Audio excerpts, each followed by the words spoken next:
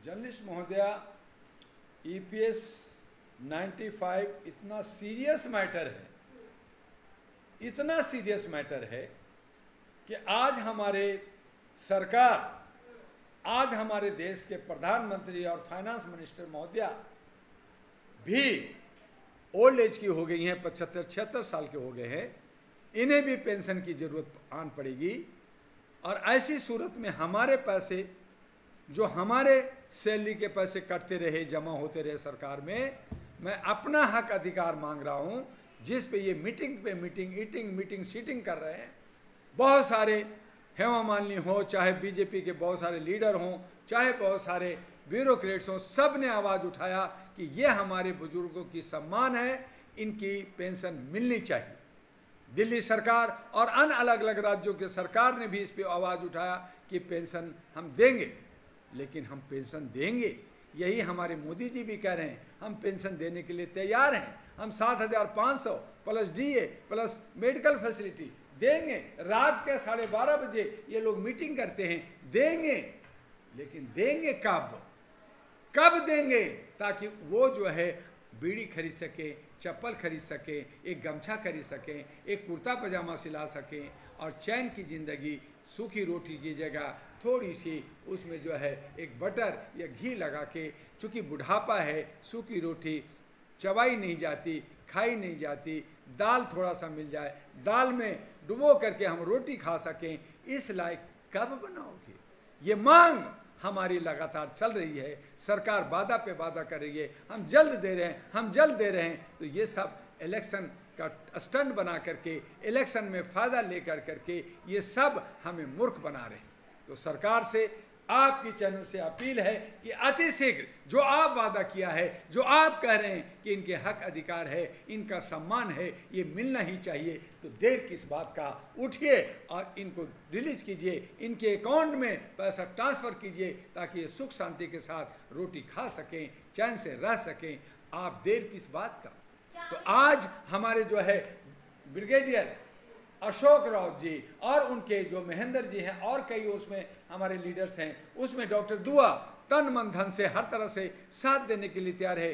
बहुत सारे लेटर हमने जो है श्रम मंत्रालय को, फाइनेंस मिनिस्ट्री को दिया सपोर्ट में कि इनका मान सम्मान अगर हम करते हैं तो इनका पैसा रिलीज किया जाए, इनका पेंशन दिया जाए। वही हमने सहारा जो है में भी डूबा, उनके लिए भी हम लोगों ने बहुत सारे लेटर दिए कि जो निवेशक हैं उनके पैसे सरकार की जिम्मेदारी है वो दें। लेकिन सरकार वादा करती है, चंदा लेती है, धंधा करती है और हमारे हक अधिकार को मारती है। तो कहीं ना कहीं हम बुजुर्ग लोग, हम महिला और हम तमाम ऐसे लोग जो इनसे जुड़े हुए हैं, ये हम इनके धोखे के शिकार बन रहे हैं। तो ज़रूरत आन पड़ी है कि आपने घोषणा की है उसको लागू कर दीजिए मोदी जी।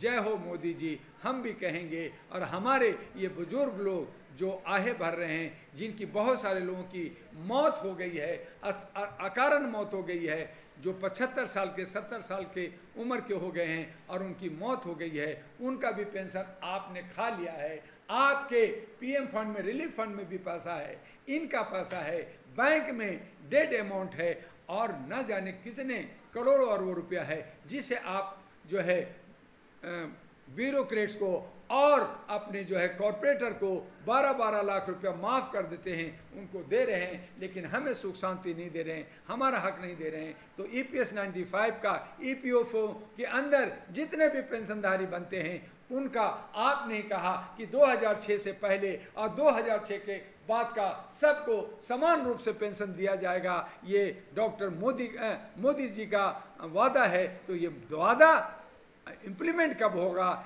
यही देखना है। और इसके लिए हम लोग धरना प्रदर्शन, आंदोलन और मांग कर रहे हैं। हमारे जो पेंशनधारी लोग हैं, बुजुर्ग हैं, वो लगातार जंतर मंतर पे और जगह जा जा करके धरना प्रदर्शन कर रहे हैं और सरकार पे दबाव भी बना रहे हैं। लेकिन सरकार वादा खिलाफी कर रही है, वादा करती है लेकिन उसे पूर्ण नहीं कर रही है। हम थोड़ी देर के लिए खुश हो जाते हैं कि वादा किया है, हमें मिल जाएगा, लेकिन हम इंतज़ार करते करते, आसमान देखते देखते हम जो है आसमान की तरफ चले जा रहे हैं। हमें बचाइए मोदी जी, हमारा जो है पेंशन दीजिए मोदी जी, और हमारे बुजुर्गों का सम्मान कीजिए मोदी जी, तभी आप सत्ता में बने रहेंगे, तभी आपको दुआ मिलेगा, तभी आपको आशीर्वाद मिलेगा और आपका जयकार होगा। आप जो है ब्रह्मा के, आप जो है विष्णु के अवतार कहते हैं, तो आपके लिए ये नामुमकिन नहीं है, मुमकिन है, सेकंड में आप काम हो सकता है, इसे जल्द कीजिए। यही मांग डॉक्टर दुआ का, all India human rights association का, आयरा नेशनल पार्टी का, जो बिना किसी भेदभाव का हम आपसे मांग करते हैं। लेकिन अगर ये भेदभाव होता रहेगा, इनके हक अधिकार मारा जाएगा, तो एएनपी सत्ता में आकर इन्हीं को लेकर करके प्राथमिकता के आधार पर हम सब पेंशनधारियों को पैसा देंगे। हमने जो है सारे निवेशकों का, और जितना भी गुंडागर्दी हो रहा है, जितना भी गलत बेविचार हो रहा है, भ्रष्टाचार हो, उन सब पे तत्काल जो है अंकुश लगेगा और वो एएनपी कर दिखाएगा। तो सर क्या लग रहा है कि जिस तरीके से इन बुजुर्गों को इस तरीके से रखा गया है, बार बार वो लोग प्रोटेस्ट कर रहे हैं, मांग कर रहे हैं, उम्र बढ़ते जा रहे हैं, तो सरकार इस तरीके से अड़े हुआ है कि कर ही नहीं रहे कुछ भी? सरकार जो है वो देख रही है कि मुझे फ़ायदा किस एंगल से मिलेगा और कब मिलेगा, तो वो इंतज़ार करते रहती है। देश विदेश घूम रहे हैं, विदेशी मीटिंगें हो रही हैं, खूब 56 भोग खाया जा रहा है। किसान 200 दिनों से ज़्यादा दिनों से वो जो धरना प्रदर्शन दे रहे हैं, वो अपने एमएसपी मांग रहे हैं, वो अपना हक मांग रहे हैं, उनको नहीं दिया जा रहा है। पेंशनधारियों को हक नहीं दिया जा रहा है, नौजवानों को हक नहीं दिया जा रहा है, महिलाओं के सुरक्षा नहीं दिया जा रहा है, स्वास्थ्य और शिक्षा पे नीरस हो रहे हैं। और ये जो मुख्य मुद्दा है, इन मुद्दों से हट करके ये हिंदू मुस्लिम नफरत और मैं हिंदू राज दूंगा, मैं सनातन युग लाऊंगा, इन्हीं में उलझा कर करके हम जनता को बेवकूफ़ बना रहे हैं। जनता देख रही है कि हम किस युग में जा रहे हैं, हम कहाँ जा रहे हैं, हम क्या पाएंगे, क्या खोएंगे, और वो उलझती हुई न कोई विकल्प है, न कोई रास्ता है। तो एक थाली के चट्टे बट्टे अगर बीजेपी को हम कहते हैं हराएंगे, तो कांग्रेस आती है जो उसी का भाई है, कांग्रेस को हराते हैं तो बीजेपी आती है, या फिर उन्हीं के सहयोगी पार्टियां आती है, तो मिला जुला करके एक ही थाली के चट्टे बट्टे, एक ही तरह की सोच,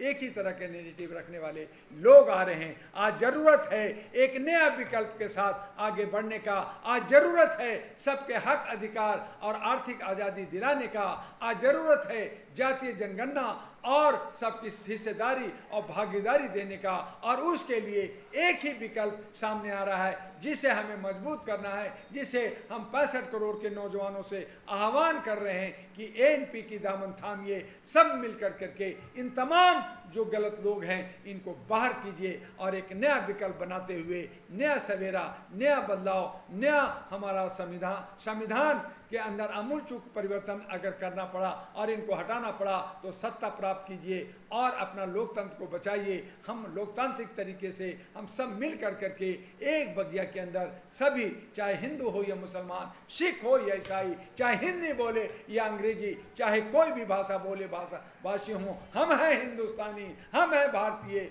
यही नारा लेकर के मानवता धर्म को मनाते हुए हम आगे बढ़े, तो हमारा देश विश्व गुरु बनने में मिनट लगेगा। जिसे ये तथाकथित रूप से कर रहे हैं वो साक्षात और साकार होगा।